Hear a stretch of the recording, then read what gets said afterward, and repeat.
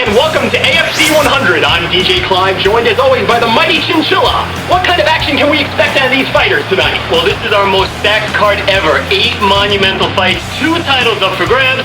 All on top of that, a double main event. Call your friends, this is going to be a barn burner. Oh, you are so right. It just doesn't get any bigger than this. A stellar card that'll be underway in mere moments. The 2 fights everyone is talking about. Inuyasha versus Dark Schneider. MC, your thoughts?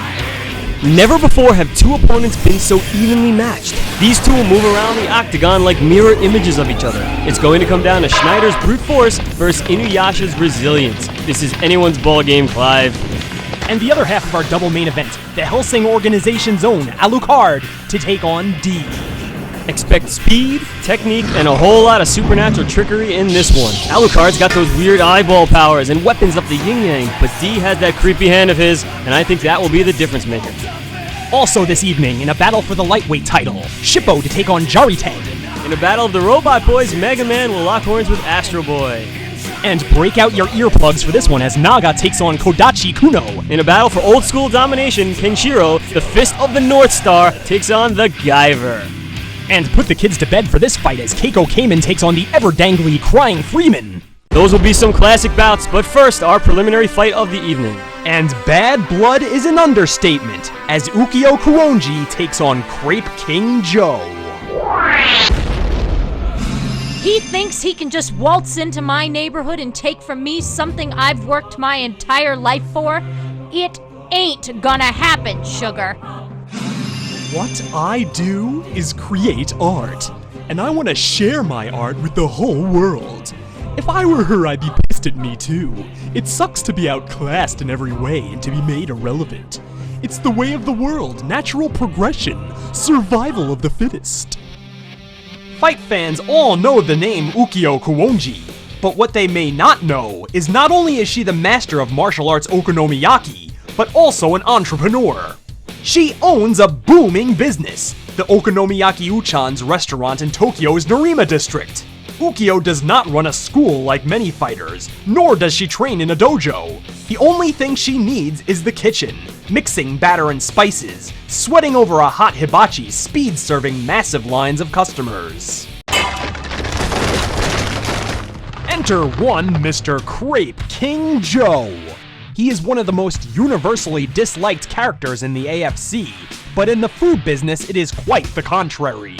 Specializing in crepes, very thin wheat flour pancakes of French origin, not only has he earned accolades for his gravity-defying cooking techniques, but he has garnered a reputation as a Casanova, turning the heads of lustful ladyfolk. His in-ring prowess immediately turned heads following his auspicious debut, as his baffling maneuvers and impressive projectile control would claim a long list of victims. His primary weapon is the crepe envelope, which can conceal any one of a million different weapons, making it difficult for his opponent to come up with an effective strategy. As if that weren't enough, the king's signature move, the Golden Crepe of Death, has yet to be thwarted against, as the king summons an enormous crepe the size of a human body and seals his opponent within. And it is the C4 whipped cream that finishes the job. A warm, toasty body bag, and the king has towed away more carcasses than he can stick a fork in. That jackass, he did it on purpose. Okonomiyaki is my life, and when he moved in, started stealing away my customers, that was lower than low. To this day, Joe has kept tight-lipped on the motivation behind moving his base of operation to the Nerima district across the street from Okonomiyaki Uchan's. Many speculate whether his intentions were malicious, or if he was just creating friendly competition. The people needed an alternative. Okonomiyaki, it's so limited. Crepes, now they're the wave of the future. You can have them for breakfast, lunch, dinner. Throw a scoop of ice cream on top, they make a great dessert. There's nothing you can't do with a crepe. Once I educated the people, they naturally came to me. You can't fault me for that. With overwhelming public interest in his product, coupled with the hordes of women crowding his every move just to catch a glimpse of him, Crepe King Joe quickly cast a dark shadow over Ukyo and her business, not only robbing her of her customers, but more importantly, her motivation. And as a result, for the first time, Okonomiyaki Uchan's closed up shop. Ukyo Kuonji took a month off from the Okonomiyaki restaurant to undergo a strict training regimen, one of tough love and deprivation. Under the tutelage of an unknown entity in the food and fighting business, Ukyo underwent the longest, most physical workout of her career. One which entailed frying up 100 okonomiyaki in succession, transforming herself into a rock-hard machine, infusing her creations with newfound love and motivation. Ukyo returned to the fighting world, laying down the challenge to the Crepe King to once again square off, woman to man, loser leaves town. I don't know what else I have to prove. I'll be honest, no, I didn't train for this fight.